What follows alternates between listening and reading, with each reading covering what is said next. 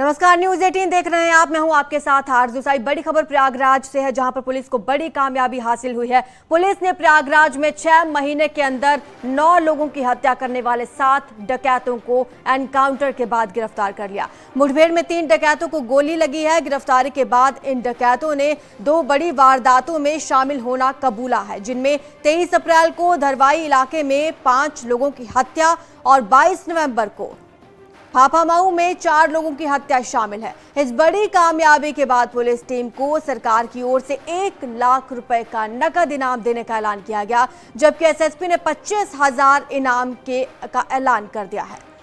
प्रयागराज से बड़ी खबर आपको बता रहे हैं। एनकाउंटर के बाद की एक्सक्लूसिव तस्वीरें भी आपको दिखा रहे हैं। मुठभेड़ के बाद 7 डकैत गिरफ्तार किए गए हैं। 2 नरसंहारों का इन्होंने खुलासा किया है और मुठभेड़ के बाद 7 डकैत गिरफ्तार।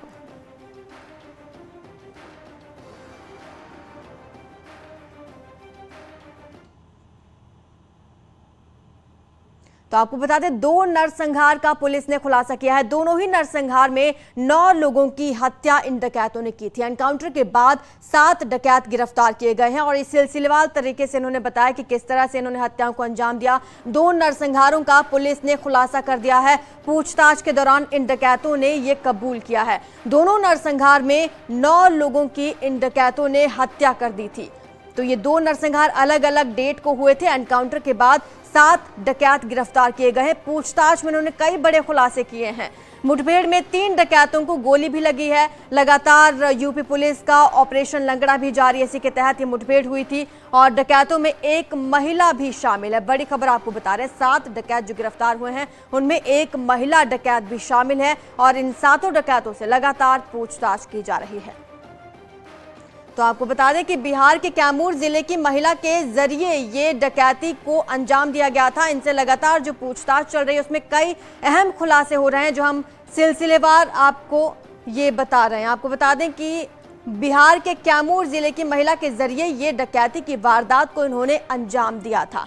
साथ ही महिला की प्रयागराज के फाफामऊ में शादी हुई थी। ये भी आपको बता दें, एक पूरा प्लानिंग के साथ इन वारदातों को अंजाम दिया गया। बिहार के डकैतों को प्रयागराज में आना जाना लगातार लगा रहता था और इसी तरह से ये वारदातों को यहाँ पर अंजाम देते थे। 13 सदस्यीय गैंग प्रयागराज में सक्रिय हुआ था और इसी गैंग के अब 7 सदस्यों को गिरफ्तार कर लिया गया है। 23 अप्रैल 2022 को नरसंहार किया गया था। 2 वारदातें जो इन्होंने कबूली हैं उनमें से एक वारदात को 23 अप्रैल को अंजाम दिया गया था और इस समय हत्या की गई थी। नरसंहार को अंजाम दिया गया था। धरवाई के खेवराजपुर गांव में इन लोगों ने 5 लोगों की हत्या कर दी थी। वारदात को इन्होंने अंजाम दिया था। अप्रैल को ये वारदात को अंजाम दिया गया था। थरवई के खेवराजपुर गांव में इस वारदात को अंजाम दिया था। वारदात के बाद इन लोगों ने घर में आग लगा दी थी। 5 लोगों की हत्या की और वारदात को अंजाम देने के बाद घर में आग लगा दी। सबूत मिटाने के लिए ही इन लोगों ने घर में आग लगाई थी और जब अब पुलिस के साथ एनकाउंटर हुआ, पुलिस ने इनको गिरफ्तार कर लिया तो पूछताछ में यह खुलासा किया। फाफामऊ के फुलवारिया गोहरी गांव में इन लोगों ने नरसंहार किया था। इन्होंने 2 वारदातें इस पूछताछ के दौरान कबूली हैं। आपको ये भी बता दें, 7 डकैतों में 1 महिला भी शामिल है। 22 नवंबर को पिछले साल ही इन लोगों ने 4 लोगों की हत्या की थी।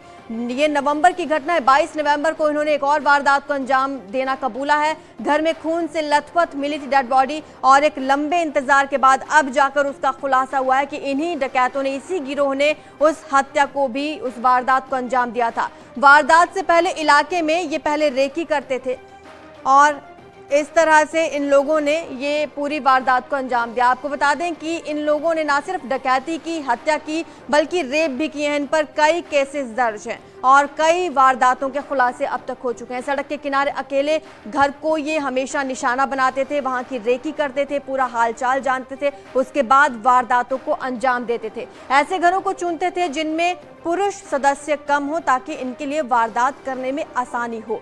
आपको बता दें, लूटपाट के बाद महिलाओं का ये रेप करते थे। बड़े गैंग का खुलासा यहां पर हुआ है। एक गिरोह के 7 सदस्यों को गिरफ्तार कर लिया गया है, जिनसे पूछताछ में ये तमाम बातें सामने आई हैं। सबूत मिटाने के लिए ये घर में आग लगा देते थे, पूरे इस तरीके से ये पूरी वारदातों को अंजाम देते थे। पहले अकेला घर चुनते थे और उसके बाद वहां पर वारदात को अंजाम दिया जाता था। वहीं प्रयागराज पुलिस को मिली बड़ी कामयाबी को लेकर थोड़ी ही देर पहले प्रयागराज के एसएसपी अजय कुमार ने न्यूज 18 से खास बातचीत की है, आपको सुनवाते हैं। बहुत ही बड़ा इंटर स्टेट गैंग है, ये बिहार से ताल्लुक रखते हैं। बिहार के 4 जिले हैं, भोजपुर, औरंगाबाद, कैमूर और रोहतास। साथ ही साथ यूपी का जिला है मिर्जापुर, जिसमें चुनार का इलाका है। इन सभी इलाकों से 13 लोगों का टोटल गैंग बन के तैयार हुआ और ये फाफामऊ इलाका जो हमारे प्रयागराज के गंगा पार क्षेत्र का है, वहाँ से ऑपरेट करता था। क्योंकि कैमूर जिले की एक महिला यहाँ पे ब्याही थी फाफामऊ में, और उस लिंक के कारण से लोगों का आना जाना यहाँ पे हो गया आपराधिक तत्वों का। और यहाँ पे जो लोकल लिंक था फाफामऊ में, वो रेकी करता था। ऑटो चालक हैं ये लोग और रेकी करते थे और ऐसे सुनसान घरों को वो चिन्हित करते थे जो बिल्कुल एकांत में हो और जिनकी चहारदीवारी नीची हो या उनके छत पे चढ़ना आसान हो और उसके घर में महिलाओं की संख्या पुरुषों से ज्यादा हो। ये 4 फीचर्स जिस घर में होते थे उनको ये चुनते थे और उसको चुनने के बाद उसकी इंफॉर्मेशन कैमूर पास कर दी जाती थी। डकैती डालना है, प्रॉपर्टी के लिए करते हैं और साथ ही साथ महिलाओं से दुराचार भी करते हैं। और इनको जहाँ पे सामान नहीं मिलता है, माल कम मिलता है, वहाँ पे गुस्से में ये घर में आग भी लगा देते हैं। इस तरह का ये बहुत ही घिनौना गैंग है, जिसको हमारी प्रयागराज पुलिस टीम ने बस्ट आउट किया है, बिल्कुल सही खुलासा किया है। और 13 मेंबर गैंग के 7 मेंबर्स को, जिसमें एक महिला भी शामिल है, उसको हम लोगों ने गिरफ्तार कर लिया है। 3 इसमें कुख्यात अपराधी मुठभेड़ में पुलिस की गोली से घायल भी हुए हैं।